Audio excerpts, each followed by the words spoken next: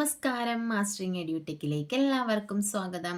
കഴിഞ്ഞ ക്ലാസ്സുകളിൽ നമ്മൾ നെറ്റ്വർക്കിങ്ങിനെ കുറിച്ചാണ് പഠിച്ചുകൊണ്ടിരുന്നത്. അപ്പം നെറ്റ്വർക്കിങ്ങിൻ്റെ പുതിയ ടേംസുകൾ, അതുപോലെ തന്നെ ടോപ്പോളജി, അതിൽ യൂസ് ചെയ്യുന്ന ഫാക്റ്റുകൾ, ഇതൊക്കെ നമ്മൾ ഡിസ്കസ് ചെയ്തിരുന്നു. അപ്പം ക്ലാസ്സിലേക്ക് കടക്കുന്നതിന് മുന്നേ ഒരു കാര്യം പറയട്ടെ. നമ്മുടെ എക്സാമിൻ്റെ ഡേറ്റ് വന്നിട്ടുണ്ട്. അപ്പോൾ എല്ലാവരും കണ്ടു കാണുമായിരിക്കും. ഒക്ടോബർ 22-നാണ് എക്സാം ഡേറ്റ് പറഞ്ഞിരിക്കുന്നത്.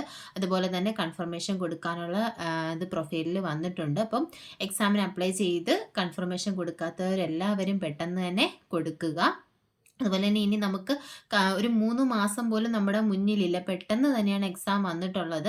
അപ്പോൾ പെട്ടെന്ന് തന്നെ പഠിക്കുക. സിലബസ് അനുസരിച്ചിട്ടുള്ള ടോപ്പിക്കുകളെല്ലാം തന്നെ കവർ ചെയ്യുക.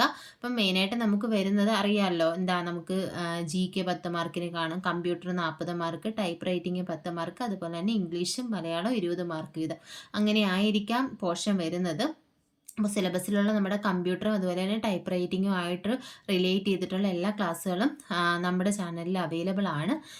അപ്പം നമുക്ക് ഈ ഒരു സമയത്തിനുള്ളിൽ തന്നെ എല്ലാ പോർഷനും കവർ ചെയ്യണം. അപ്പം ഈ ഒരു ക്ലാസ് കൊണ്ട്, അതായത് ഡെയിലി ഇപ്പോൾ നമ്മൾ സൺഡേ ക്ലാസ് വെച്ചിരുന്നില്ല. ഇപ്പോൾ സാറ്റർഡേ വരെയാണ് ക്ലാസ്സുകൾ ഉണ്ടായിരുന്നത്. അപ്പോൾ ഇനി മുതൽ സൺഡേ കൂടി ക്ലാസ് ഉൾപ്പെടുത്താൻ ശ്രമിക്കുക. അതുപോലെ തന്നെ നമ്മൾ വൈകിട്ട് 3 മണിക്കായിരുന്നു നമ്മുടെ ക്ലാസ്സുകൾ വന്നിരുന്നത്. അപ്പോൾ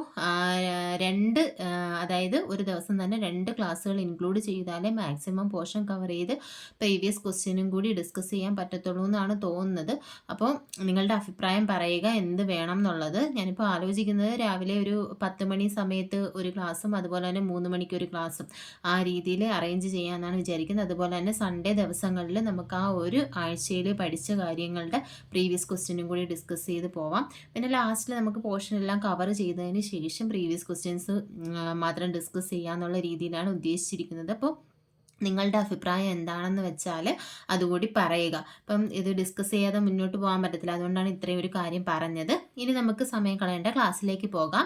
അപ്പോൾ ഇനി നമ്മൾ പറയാൻ പോകുന്നത് വെബ് ബ്രൗസറിനെ പറ്റിയിട്ടാണ്. അപ്പോൾ എല്ലാവർക്കും അറിയാമായിരിക്കുമല്ലോ, വെബ് ബ്രൗസറൊക്കെ നമ്മൾ കേട്ടിട്ടുണ്ട്. അപ്പോൾ നമ്മൾ ആദ്യമേ പറഞ്ഞ കണക്ക് ഒരു ആപ്ലിക്കേഷൻ സോഫ്റ്റ്വെയർ ആണ് വെബ് ബ്രൗസർ എന്ന് പറയുന്നത്. അതായത് നമുക്ക് ഇൻ്റർനെറ്റിൽ സെർച്ച് ചെയ്യാനോ അല്ലെങ്കിൽ വേൾഡ് വൈഡ് വെബിൽ നിന്നും നമുക്ക് ഇൻഫർമേഷൻസ് ഒക്കെ കളക്ട് ചെയ്യാനൊക്കെ വേണ്ടിയിട്ട് യൂസ് ചെയ്യുന്ന ഒരു ആപ്ലിക്കേഷൻ സോഫ്റ്റ്വെയർ ആണ് വെബ് ബ്രൗസർ എന്ന് പറയുന്നത്. അപ്പോൾ ഈ ബ്രൗസർ ഉണ്ടെങ്കിൽ മാത്രമേ നമുക്ക് ഇൻ്റർനെറ്റ് ആക്സസ് ചെയ്യാൻ സാധിക്കത്തുള്ളൂ. എന്താണ് വെബ് ബ്രൗസർ എന്ന് പറഞ്ഞാൽ it is an application software. അതൊരു ഇമ്പോർട്ടൻറ്റ് പോയിന്റ് ആണ്. വെബ് ബ്രൗസർ എന്ന് പറയുന്നത് ഒരു ആപ്ലിക്കേഷൻ സോഫ്റ്റ്വെയർ ആണ്. To retrieve and view information over world wide web. World wide വെബായിട്ട് ഇൻഫർമേഷൻസ് നമുക്ക് വ്യൂ ചെയ്യാനും റിട്രീവ് ചെയ്യാനും വേണ്ടി യൂസ് ചെയ്യുന്ന ഒരു ആപ്ലിക്കേഷൻ സോഫ്റ്റ്വെയർ ആണ് ഏതെന്ന് പറയുന്നത്, വെബ് ബ്രൗസർ എന്ന് പറയുന്നത്. അപ്പോൾ ഇതിൽ നമുക്ക് എന്തൊക്കെ യൂസ് ചെയ്യാം? Retrieve web pages from web server. ഈ വെബ് സെർവറിലായിരിക്കും എന്തുണ്ടാകുക, വെബ് പേജസ് എല്ലാം ഉണ്ടായിരിക്കും അല്ലേ. സെർവറിലല്ലേ എല്ലാം സ്റ്റോർ ചെയ്ത് വെക്കുന്നത്. അപ്പോൾ നമുക്ക് ആവശ്യമുള്ള പേജസ് ഈ വെബ് ബ്രൗസർ ആണ് വെബ് സെർവറിൽ നിന്നും നമുക്ക് ആവശ്യമുള്ളത് ഏത് വെബ് പേജാന്ന് വെച്ചാൽ ആ വെബ് പേജിനെ റിട്രീവ് ചെയ്ത് കൊണ്ടുവന്ന് നമുക്ക് തരുന്നത്. അങ്ങനെയാണ് ഈ മോണിറ്റർ വഴി ആ ഒരു വെബ് പേജിനെ നമ്മൾ കാണുന്നത്. അപ്പോൾ ഈ വെബ് ബ്രൗസേഴ്സിന് എക്സാമ്പിൾ ഏതൊക്കെയാണ് നമ്മൾ യൂസ് ചെയ്യുന്ന? Mozilla, Firefox, Opera, Google Chrome, Safari, EPIC, ഇതെല്ലാം എന്തിന് എക്സാമ്പിൾ ആണ്? വെബ് ബ്രൗസേഴ്സിന് എക്സാമ്പിൾ ആണ്. അപ്പോൾ ഈ വെബ് ബ്രൗസേഴ്സിൻ്റെ പേരെല്ലാം പഠിച്ചു വെക്കും. ഇപ്പം ഏതെങ്കിലും 3 വെബ് ബ്രൗസറും അല്ലാതെ എന്തെങ്കിലും ഒരു സെർച്ച് എഞ്ചിനും ഒക്കെ തന്നിട്ട് ഇതിലേതാണ് സെർച്ച് എഞ്ചിൻ, അല്ലെങ്കിൽ ഒരു വെബ് ബ്രൗസർ തന്നിട്ട് ഇത് അല്ലെങ്കിൽ വെബ് ബ്രൗസർ അല്ലാത്തത് ഇത്, അങ്ങനെയൊക്കെ പറഞ്ഞിട്ട് നമുക്ക് ക്വസ്റ്റ്യൻ ചോദിക്കാം. അപ്പോൾ ഇതിൻ്റെയൊക്കെ പേരുകൾ പഠിച്ചു വെച്ചാൽ മാത്രമേ നമുക്ക് അറിയാൻ പറ്റത്തുള്ളൂ. അപ്പോൾ ആദ്യമായിട്ട് കേൾക്കുന്നവർ, അറിയാത്തവർ പഠിച്ചു വെക്കുക. Mozilla, Firefox, Opera, Google Chrome, Safari, EPIC. ഇപ്പോൾ ഇമ്പോർട്ടൻ്റ് ആയിട്ടുള്ള കുറച്ച് മാത്രമേ ഞാൻ ഇവിടെ കൊടുത്തിട്ടുള്ളൂ. അപ്പം മാക്സിമം ഗൂഗിളിൽ നിന്നൊക്കെ കളക്ട് ചെയ്ത് പഠിക്കാൻ പറ്റുന്നവർ അത്രയും പഠിച്ചു വെക്കുക. ഇത് ഇമ്പോർട്ടൻ്റ് ആയിട്ടുള്ളതാണ്, ഇതെന്തായാലും പഠിച്ചു വെക്കണം. ഇനി അടുത്ത് നോക്കിയാൽ ഫസ്റ്റ് വെബ് ബ്രൗസർ, ആദ്യത്തെ വെബ് ബ്രൗസർ ഏതാണ്? നെക്സസ് ആണ്. ഇത് ആരാണ് ഡെവലപ്പ് ചെയ്തത്? Tim Berners-Lee. നമ്മൾ WWW പഠിച്ചപ്പോൾ പറഞ്ഞു വേൾഡ് വൈഡ് വെബ് ഡെവലപ്പ് ചെയ്തത് ആരാണ്? ടിം ബെർണേഴ്സ്-ലീ ആണ്. അപ്പോൾ ആദ്യത്തെ വെബ് ബ്രൗസർ ഇൻട്രൊഡ്യൂസ് ചെയ്തതും ആരാണ്? ടിം ബെർണേഴ്സ്-ലീ ആണ്. 1990s ഡെവലപ്പ് ചെയ്തത്. അതുപോലെ തന്നെ എന്താണ് അതിൻ്റെ പേര്? നെക്സസ് ആണ്. അപ്പോൾ ഇത്രയും മനസ്സിലാക്കിയാൽ മതി. വെബ് ബ്രൗസർ എന്ന് പറഞ്ഞ ഒരു ആപ്ലിക്കേഷൻ സോഫ്റ്റ്വെയർ ആണ്. വേൾഡ് വൈഡ് വെബിൽ നിന്ന് ഇൻഫർമേഷൻസ് റിട്രീവ് ചെയ്യാനും വ്യൂ ചെയ്യാനും യൂസ് ചെയ്യുന്ന ആപ്ലിക്കേഷൻ സോഫ്റ്റ്വെയർ ആണ് വെബ് ബ്രൗസർ എന്ന് പറയുന്നത്. അപ്പോൾ ആദ്യത്തെ വെബ് ബ്രൗസർ നെക്സസ് ആണ്. ഡെവലപ്പ് ചെയ്തത് ടിം ബെർണേഴ്സ്-ലീ ആണ്. 1990 1990സിലാണ്. വെബ് ബ്രൗസറിന് എക്സാമ്പിളാണ് Mozilla Firefox, Opera, Google Chrome, Safari, Epic എന്നിവയൊക്കെ. ഇനി നോക്കിയേ, ഇന്റർനെറ്റ് എക്സ്പ്ലോറർ നമ്മൾ പറഞ്ഞില്ലേ, Mozilla Firefox, Google Chrome, Internet Explorer എന്നൊക്കെ പറഞ്ഞില്ലേ. അതിൽ ഇന്റർനെറ്റ് എക്സ്പ്ലോറർ ആരുടെയാണ്? മൈക്രോസോഫ്റ്റിൻ്റെയാണ് ഇന്റർനെറ്റ് എക്സ്പ്ലോറർ എന്ന് പറയുന്നത്. എന്ന് ഡെവലപ്പ് ചെയ്തത് 1995ലാണ്. ഇനി ഗൂഗിളിൻ്റെ വെബ് ബ്രൗസറാണ് ഗൂഗിൾ ക്രോം എന്ന് പറയുന്നത്. ആപ്പിളിൻ്റേതാണ് സഫാരി, ഇത് 2003ലാണ്. അപ്പം മൈക്രോസോഫ്റ്റിൻ്റെതാണ് ഇന്റർനെറ്റ് എക്സ്പ്ലോറർ, ഗൂഗിളിൻ്റെയാണ് ആ പേര് തന്നെ ഉണ്ട്, ഏതാണ്? ഗൂഗിൾ ക്രോം, ആപ്പിളിൻ്റെത് സഫാരി. ഇനി നോക്കിയേ, എപ്പിക് ആരുടെയാണ്? ഇന്ത്യയുടേതാണ്. ഇന്ത്യ ഡെവലപ്പ് ചെയ്ത ആദ്യത്തെ വെബ് ബ്രൗസറാണ് ഏതെന്ന് പറയുന്നത്? എപ്പിക് ആണ്. ഇനി ഇത് എത്ര ഭാഷകളിൽ അവൈലബിൾ ആണെന്ന് ചോദിച്ചാൽ 12 ലാംഗ്വേജസ് ഇതിൽ അവൈലബിൾ ആണ്. ഇനി നോക്കിയേ, ഫാസ്റ്റസ്റ്റ് വെബ് ബ്രൗസർ ഏതാണെന്ന് ചോദിച്ചാൽ അത് ഗൂഗിൾ ക്രോം ആണ്. ഏറ്റവും ഫാസ്റ്റസ്റ്റ് ആയിട്ടുള്ള വെബ് ബ്രൗസർ ആരാണ് ഡെവലപ്പ് ചെയ്തത്? ഗൂഗിളാണ് ഡെവലപ്പ് ചെയ്തിട്ടുള്ളത് ഗൂഗിൾ ക്രോം. ഫാസ്റ്റസ്റ്റ് ആയിട്ടുള്ള വെബ് ബ്രൗസർ ഗൂഗിൾ ക്രോം ആണ്. ഇന്ത്യ ഡെവലപ്പ് ചെയ്ത വെബ് ബ്രൗസർ ആണ് എപ്പിക് എന്ന് പറയുന്നത്. ഇനി നമ്മുടെ മൊബൈൽ ഫോൺസിൽ നമ്മൾ ബ്രൗസേഴ്സ് യൂസ് ചെയ്യുന്നില്ലേ? മൊബൈൽ ഫോൺസിൽ യൂസ് ചെയ്യുന്ന ഇമ്പോർട്ടൻ്റ് ആയിട്ടുള്ള ബ്രൗസേഴ്സ് ഏതാണ്? Opera Mini, BlackBerry Access, Dolphin, UC browser ഒക്കെയാണ് നമ്മുടെ മൊബൈൽ ഫോണുകളിൽ നമ്മൾ യൂസ് ചെയ്യുന്ന മൊബൈൽ ബ്രൗസേഴ്സ് എന്ന് പറയുന്നത്. ഇപ്പം നമ്മൾ കമ്പ്യൂട്ടർ വഴി മാത്രമല്ലല്ലോ, മൊബൈൽ വഴി നമ്മൾ എന്ത് ചെയ്യുന്നുണ്ട്? ഇൻ്റർനെറ്റൊക്കെ ആക്സസ് ചെയ്യുന്നുണ്ട്. അപ്പോൾ അവിടെ യൂസ് ചെയ്യുന്നതാണ്, മൊബൈൽ ഫോണിൽ യൂസ് ചെയ്യുന്ന മൊബൈൽ ബ്രൗസേഴ്സാണ് Opera Mini, BlackBerry Access, Dolphin, UC browser. ഇനി അടുത്തത് സെർച്ച് എഞ്ചിൻ. ഈ പേരിൽ തന്നെ ഉണ്ട്. എന്താണ്? വെബ് ബ്രൗസറും സെർച്ച് എഞ്ചിനും ഒന്നാണോ? അല്ല. സെർച്ച് എഞ്ചിൻ എന്ന് പറഞ്ഞാൽ നമ്മൾ സെർച്ച് ചെയ്യാൻ വേണ്ടി യൂസ് ചെയ്യുന്ന ആപ്ലിക്കേഷനാണ് ഏതെന്ന് പറയുന്നത്? സെർച്ച് എഞ്ചിൻ എന്ന് പറയുന്നത്. അപ്പോൾ it is a website. Search engine എന്ന് പറഞ്ഞാൽ എന്താണ്? ഒരു വെബ്സൈറ്റ് ആണ്. That provide link to other website. മറ്റുള്ള വെബ്സൈറ്റുകളിലേക്ക് ലിങ്കുകൾ പ്രൊവൈഡ് ചെയ്യുന്ന വെബ്സൈറ്റിനെയാണ് സെർച്ച് എഞ്ചിൻ എന്ന് പറയുന്നത്. അത് നമ്മൾ ഇൻഫർമേഷൻസ് ഒക്കെ സെർച്ച് ചെയ്യാൻ വേണ്ടി യൂസ് ചെയ്യുന്ന വെബ്സൈറ്റുകളാണ് സെർച്ച് എഞ്ചിൻ എന്ന് പറയുന്നത്. അതേ നോക്കി, നമ്മൾ എന്ത് സെർച്ച് ചെയ്യണമെങ്കിൽ ആദ്യമേ ഏതാ എടുക്കുന്നത്? ഗൂഗിൾ അല്ലേ? നമ്മൾ അത്യാവശ്യമുള്ള നമ്മൾ എവിടെ പോയി നോക്കും? ഒരു ഡൗട്ട് ഉണ്ടെങ്കിൽ നമ്മൾ ഗൂഗിളിൽ പോയാൽ നോക്കുന്നത്. അപ്പോൾ ഗൂഗിൾ എന്ന് പറയുന്നത് എന്താ? ഒരു വെബ്സൈറ്റ് ആണ്. അതെന്താണ്? വെബ് ബ്രൗസർ ആണോ? അല്ല. ഗൂഗിൾ എന്ന് പറയുന്ന ഒരു വെബ്സൈറ്റ് ആണ്. എന്തിനു വേണ്ടി? സെർച്ച് ചെയ്യാൻ വേണ്ടി യൂസ് ചെയ്യുന്നു. എങ്കിൽ ഇൻഫർമേഷൻസ് ആക്സസ് ചെയ്യാൻ വേണ്ടി യൂസ് ചെയ്യുന്ന വെബ്സൈറ്റുകളെയാണ് എന്ത് പറയുന്നത്? സെർച്ച് എഞ്ചിൻ എന്ന് പറയുന്നത്. അപ്പോൾ ആദ്യത്തെ സെർച്ച് എഞ്ചിൻ ഏതാണ്? ആർച്ചി ആണ് ആദ്യത്തെ സെർച്ച് എഞ്ചിൻ. എന്നാണ്? 1990സിലാണ് ഡെവലപ്പ് ചെയ്തത്. ഫസ്റ്റ് സെർച്ച് എഞ്ചിൻ എന്ന് പറയുന്നത് ആർച്ചി ആണ്. ഇനി ഇന്ത്യ ഡെവലപ്പ് ചെയ്ത സെർച്ച് എഞ്ചിനാണ് ഗുരുജി.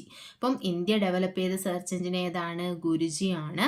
ഇനി ബിങ് എന്ന് പറയുന്നത് എന്താണ്? മൈക്രോസോഫ്റ്റ് ഡെവലപ്പ് ചെയ്തൊരു സെർച്ച് എഞ്ചിനാണ് ബിങ്. അപ്പോൾ സെർച്ച് എഞ്ചിൻ എക്സാമ്പിൾ ഏതൊക്കെയാണെന്ന് ചോദിച്ചാൽ ഏതാണ്? ഗൂഗിള്, യാഹൂ, ബിങ്, ask.com, അതുപോലെ തന്നെ വിസ്റ്റ, എക്സൈറ്റ്, വാൻഡെക്സ്, ഇതെല്ലാം എന്തിന് എക്സാമ്പിളാണ്? സെർച്ച് എഞ്ചിൻസിന് എക്സാമ്പിൾ ആണ്. പ്രധാനപ്പെട്ട സെർച്ച് എഞ്ചിൻ ഇതൊക്കെ നമ്മൾ കേട്ടിട്ടുള്ളതാണ്. ഏത്? ഗൂഗിള്, യാഹൂ, ask.com, ബിങ് ഒക്കെ കോമൺ ആയിട്ടുള്ളതാണ്. അപ്പോൾ ബിങ് ഡെവലപ്പ് ചെയ്തത് ആരാണ്? മൈക്രോസോഫ്റ്റ് ആണ് ഡെവലപ്പ് ചെയ്തത്. ഇനി ഇന്ത്യ ഡെവലപ്പ് ചെയ്ത സെർച്ച് എഞ്ചിൻ ഏതാണെന്ന് ചോദിച്ചാൽ അത് ഗുരുജിയാണ്. ആദ്യത്തെ സെർച്ച് എഞ്ചിൻ ഏതാണ് ചോദിച്ചിട്ടുണ്ട്. ആർച്ചി ആണ് ആദ്യത്തെ സെർച്ച് എഞ്ചിൻ. എന്നാണ്? 1990സിലാണ്. ഇതും എക്സാമിന് ചോദിക്കാം. എന്താ? ഓപ്ഷൻസ് തന്നിട്ട് സെർച്ച് എഞ്ചിൻ അല്ലാത്തത് ഏത്, അല്ലെങ്കിൽ സെർച്ച് എഞ്ചിൻ ഏത് എന്നൊക്കെ എക്സാമിന് ചോദിക്കാം. ഇനി അടുത്തത് നോക്കാം. അടുത്തത് മെറ്റാ സെർച്ച് എഞ്ചിനാണ്. മെറ്റാ സെർച്ച് എഞ്ചിൻ എന്ന് പറഞ്ഞാൽ എന്താണ്? ഒരു സെർച്ച് എഞ്ചിനിൽ നിന്നും ഡേറ്റ കളക്ട് ചെയ്യുന്ന സെർച്ച് എഞ്ചിനാണ് ഇത് മെറ്റാ സെർച്ച് എഞ്ചിൻ എന്ന് പറയുന്നത്.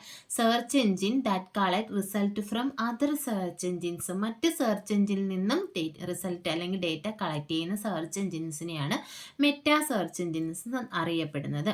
നോക്കി, സന്താൻ എന്ന് പറഞ്ഞാൽ എന്താണ്? നമുക്കിവിടെ ടൂറിസം റിലേറ്റഡ് ആയിട്ടുള്ള ക്വറീസ് ഒക്കെ സെർച്ച് ചെയ്യാൻ വേണ്ടി യൂസ് ചെയ്യുന്ന ഒരു സെർച്ച് എഞ്ചിനാണ് ഇത് സന്താൻ എന്ന് പറയുന്ന search engine to search tourism related queries. അപ്പോൾ ടൂറിസം ആയിട്ടുള്ള റിലേറ്റഡ് ആയിട്ടുള്ള കാര്യങ്ങളൊക്കെ നമുക്ക് അറിയണമെങ്കിൽ എവിടെ നോക്കിയാൽ മതി? സന്താനിൽ നോക്കിയാൽ മതി. ഇത് ലോഞ്ച് ചെയ്ത ആരാണ്? ഡയറ്റി ആണ്. ഡയറ്റി എന്ന് പറഞ്ഞാൽ department of electronics and information technology. അപ്പോൾ departments of electronics and information technology develop ചെയ്ത ഒരു ടൂറിസം റിലേറ്റഡ് ആയിട്ടുള്ള സെർച്ച് എഞ്ചിനാണ് സന്താൻ എന്ന് പറയുന്നത്. ഇനി നോക്കിയേ, അടുത്തൊരു ടേം നമുക്ക് നോക്കാം, സർഫിംഗ്. നമ്മൾ സർഫ് ചെയ്യുക, സർഫിംഗ് എന്നൊക്കെ കേട്ടിട്ടില്ലേ? എന്താണ് സർഫിംഗ് എന്ന് പറഞ്ഞാൽ? സർഫിംഗ് എന്ന് പറഞ്ഞാൽ മീൻസ് തന്നെ എന്താണ്? സെർച്ചിങ് എന്നുള്ള ഒരു മീനിങ് തന്നെയാണ് വരുന്നത്. അതായത് നമ്മളിപ്പോൾ ഒരു ലിങ്കിൽ ക്ലിക്ക് ചെയ്ത് കഴിയുമ്പോൾ അടുത്ത പേജിൽ പോകും ഇല്ലേ? ആ പേജിൽ അടുത്തൊരു ലിങ്ക് ഉണ്ടെങ്കിൽ അതേ ക്ലിക്ക് ചെയ്യുമ്പോൾ അടുത്ത പേജിലേക്ക് പോകും.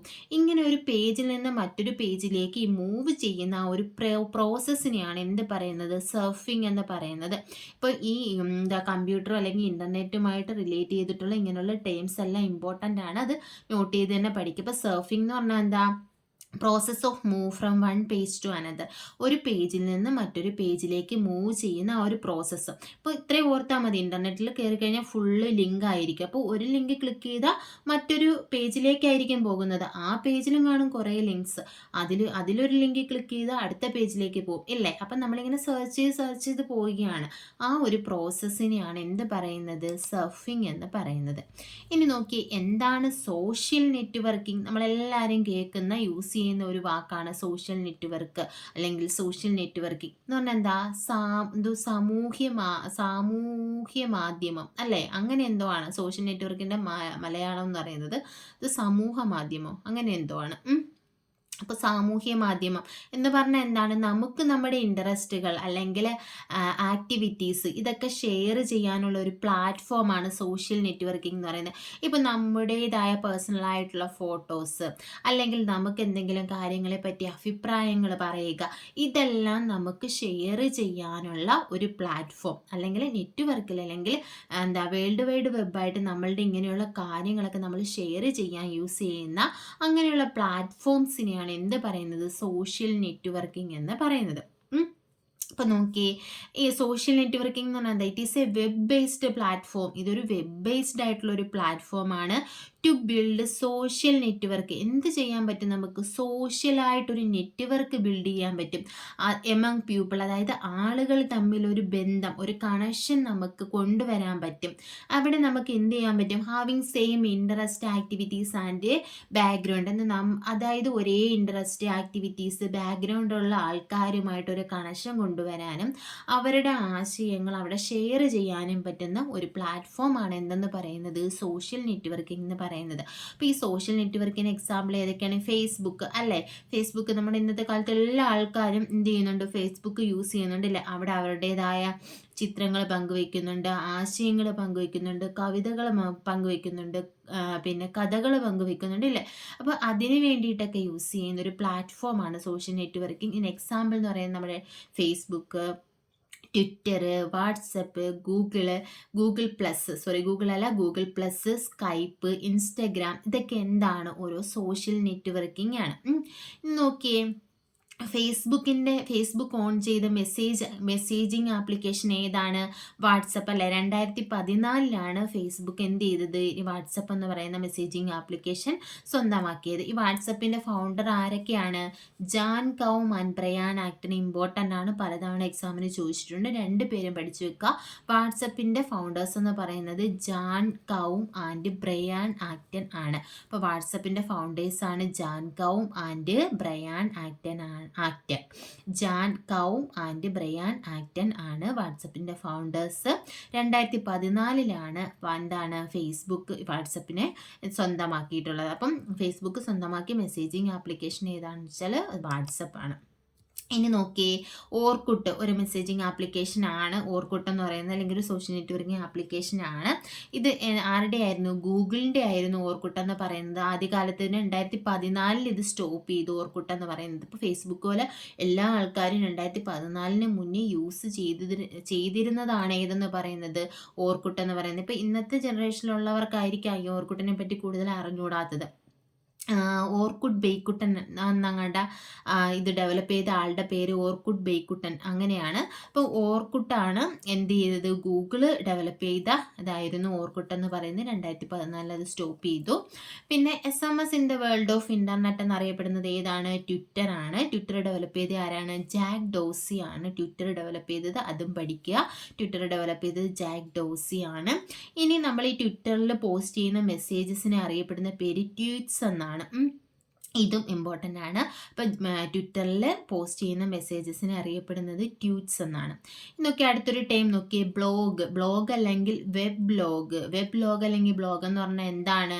It is a discussion or informational site on world wide വെബിൽ നമുക്ക് ഡിസ്കസ് ചെയ്യാൻ അല്ലെങ്കിൽ ഇൻഫർമേഷണൽ ആയിട്ടുള്ള ഒരു സൈറ്റാണ് ഏതെന്ന് പറയുന്നത് വെബ് ലോഗ് അല്ലെങ്കിൽ ബ്ലോഗ് എന്ന് പറയുന്നത്. അപ്പം നമുക്ക് നമ്മുടെ അഭിപ്രായങ്ങളൊക്കെ പോസ്റ്റ് ചെയ്യാൻ പറ്റിയിട്ടുള്ള ഒരു ഇൻഫർമേഷൻസ് ഒക്കെ പ്രൊവൈഡ് ചെയ്യാൻ പറ്റിയിട്ടുള്ള ഒരു സൈറ്റാണ് ഏതെന്ന് പറയുന്നത് ബ്ലോഗ് അല്ലെങ്കിൽ വെബ് ലോഗ് എന്ന് പറയുന്നത്. അപ്പോൾ ഈ വെബ് ലോഗ് എന്ന് പറയുന്ന ആ ഒരു വേർഡ് കൊണ്ടുവന്നത് ആരാണെന്ന് ചോദിച്ചാൽ ജോൺ ബാർഗറാണ്. 1997 the word web log was coined by John Barger 1997. ഇനി ഈ ബ്ലോഗ് എന്ന് പറയുന്നത് ബ്ലോഗ് ആദ്യമായിട്ട് യൂസ് ചെയ്ത് ആരാണ്? പീറ്റർ മെഹ്റോസ് ആണ് ആദ്യമായിട്ട് ബ്ലോഗ് യൂസ് ചെയ്തത്. ഇനി നോക്കിയേ, ഈ ബ്ലോഗിനകത്ത് റൈറ്റ് ചെയ്യുന്ന ആ ഒരു ഇൻഫർമേഷൻസ് ഇപ്പോൾ കാണാതിരിക്കും തോന്നുന്നു. ഇൻഫർമേഷൻ റിട്ടേൺ ഇൻ ബ്ലോഗിനകത്ത് എഴുതുന്ന ആ ഒരു ഇൻഫർമേഷൻസിനെ പറയുന്ന പേര് പോസ്റ്റ് എന്നാണ് അറിയപ്പെടുന്നത്. അപ്പോൾ ബ്ലോഗിൽ റൈറ്റ് ചെയ്യുന്ന ഇൻഫർമേഷൻസ് അറിയപ്പെടുന്നത് പോസ്റ്റ് എന്നാണ്. അടുത്ത് നോക്കി, ഫേസ്ബുക്ക് എന്താണ്? ഫേസ്ബുക്ക് നമ്മൾ പറഞ്ഞ ഒരു സോഷ്യൽ നെറ്റ്വർക്കിംഗ് സൈറ്റാണ് ഏതെന്ന് പറയുന്നത്. ഫേസ്ബുക്ക് എന്ന് പറയുന്നത് 2004 ഫേസ്ബുക്ക് സ്ഥാപിച്ചത്. അതുപോലെ തന്നെ ആരംഭിച്ചത് 2004. ഇതിൻ്റെ ഫൗണ്ടർ ആരാണ്? ഇത് എല്ലാവർക്കും അറിയാവുന്നതായിരിക്കും, മാർക്ക് സക്കർബർഗ് ആണ് ഏതിൻ്റെ? ഈ ഫേസ്ബുക്കിൻ്റെ സ്ഥാപകൻ അല്ലെങ്കിൽ ഫൗണ്ടർ എന്നറിയപ്പെടുന്നത്. അപ്പോൾ ഫേസ്ബുക്ക് നിലവിൽ വന്നത് 2004. മാർക്ക് സക്കർബർഗ് ആണ് ഫേസ്ബുക്കിൻ്റെ സ്ഥാപകൻ എന്നറിയപ്പെടുന്നത്. ഫേസ്ബുക്ക് ഓൺ ചെയ്തിട്ടുള്ള മെസ്സേജിങ് ആപ്ലിക്കേഷൻ എന്ന് പറയുന്നത് വാട്സപ്പ് ആണ്. വാട്സപ്പ് ഡെവലപ്പ് ചെയ്തത് ആരാണ്? ബ്രയാൻ ആക്ടനും ജാൻ കൗമാണ് ഇത് ഡെവലപ്പ് ചെയ്തിട്ടുള്ളത്. അപ്പം ഇത്രയുമാണ് നമുക്ക് ഇന്നത്തെ ക്ലാസ്സിൽ ഡിസ്കസ് ചെയ്യാനായിട്ടുള്ളത്. അപ്പോൾ ക്ലാസ്സിൽ ഇഷ്ടപ്പെടുകയാണെന്നുണ്ടെങ്കിൽ നിങ്ങൾ ലൈക്ക് ചെയ്യുക, ഷെയർ ചെയ്യുക, അതുപോലെ തന്നെ നിങ്ങളുടെ വിലയേറിയ അഭിപ്രായങ്ങൾ കമൻറ്റ് ചെയ്യുക. താങ്ക്